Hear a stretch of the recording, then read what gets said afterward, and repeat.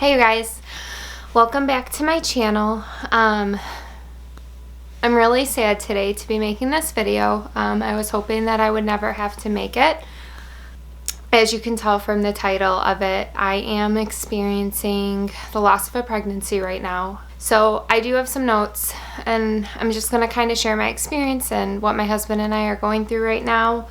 It is with a heavy heart that I'm, sharing this. And I'm going to try my best to kind of keep it together. But we found out a little over a week ago that I was pregnant. It was still very early. And we found out yesterday after receiving some blood work results that I was going to miscarry. For those of you who might be stumbling upon this video, who have experienced something like mine, when you're pregnant, you have a hormone referred to as HCG in your system, and once you become pregnant, that elevates very quickly. Basically, mine, it elevated, and like as of Friday, everything was normal, and then it dropped. Forgive me for looking down a lot. It's not really my style when I make these videos, but to avoid rambling and keep my thoughts together, I have to kind of read off of my screen. I'm feeling an overwhelming amount of sadness right now, but at the same time, it was still very new. I only knew I was pregnant for a week, and in the duration of that week, my intuition was that something was wrong. I can't explain it. It's really natural for women when they become pregnant to worry. The only thing I can compare it to is that when I became pregnant with my daughter Ava, I had a little bit of worry, but I also didn't feel as bad as I did this time. I worried a lot more. I didn't want to tell anyone that I was pregnant. I filmed a finding out I was pregnant video. I edited it. I did all of that for you guys, and just something in me told me not to post it. It was so early. This past Monday, I would have been considered 5 weeks pregnant. That would be considered my gestational age. The fetal age of the baby would have only been about 2.5 weeks. But anyways, I'll kind of give you a timeline of what happened. Last Sunday, I had the inclination that I was pregnant. I was just kind of feeling sick and bloated and a little crampy, kind of like I was getting my period, but a little more emotional than normal. So Monday I did take several pregnancy tests, I think 4 or 5. They all came back positive with very faint lines, but it was still before my missed period, so I knew that was normal. I went into the doctor on that Tuesday, so last Tuesday, and they confirmed I was pregnant, but my positive pregnancy result blood test was actually very low. It was normal, but it was very low.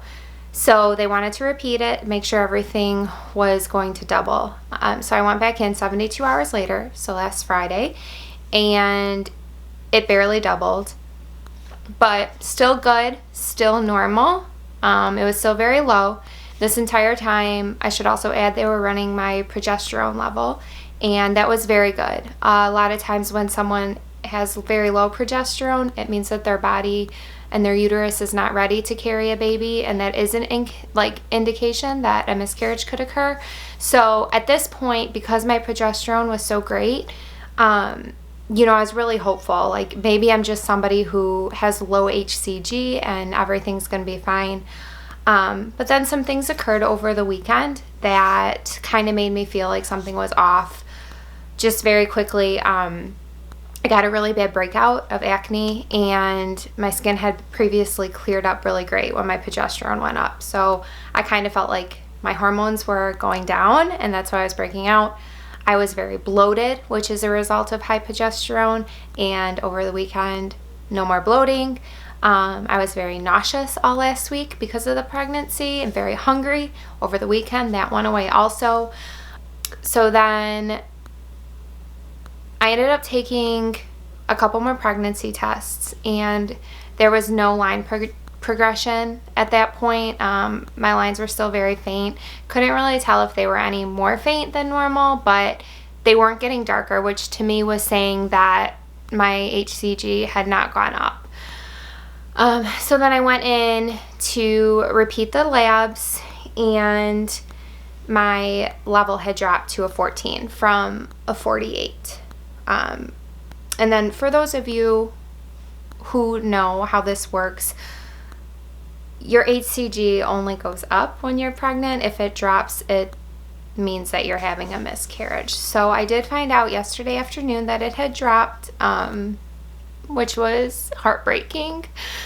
And especially because at that point I hadn't started bleeding or anything. And so just my doctor told me just to, I'm going to have to wait to start bleeding. And that anticipation was really scary for me. It made it really hard because I just wanted it to be over. And then luckily this morning I woke up with some very heavy bleeding. So that's where we're at today.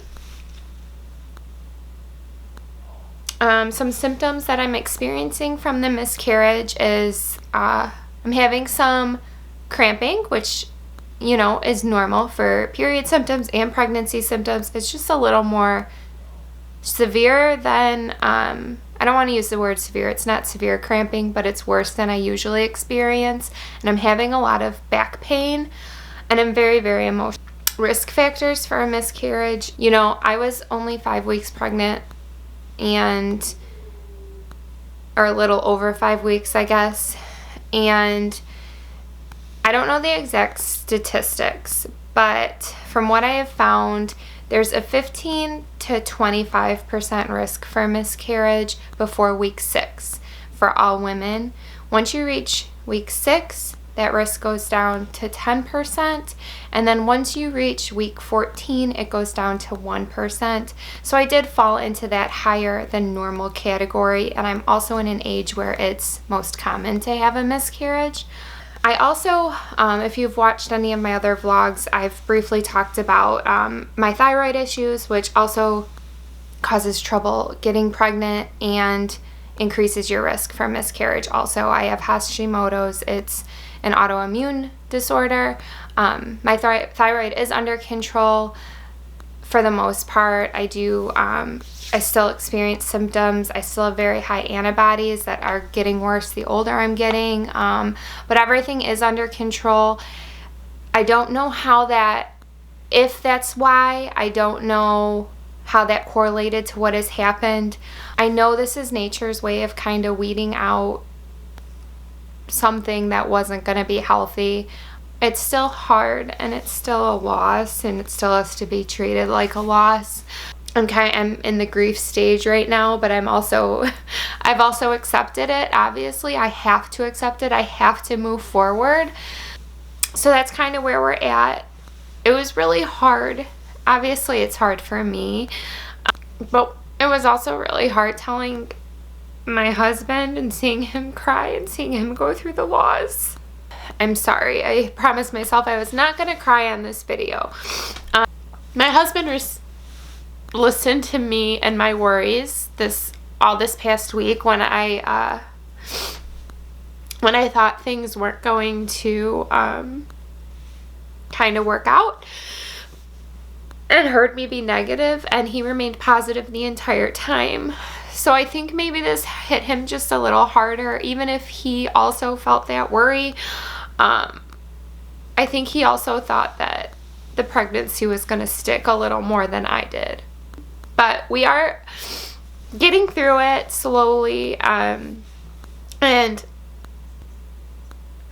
it's such a roller coaster of emotions. I'm so heartbroken. I feel such a loss. But I also feel sort of grateful that if it was going to happen, I'm glad it happened now. I never got to the point in my pregnancy where I had an ultrasound and I saw a baby, or my pregnancy never got to the point where there was a heartbeat. I didn't hear a heartbeat.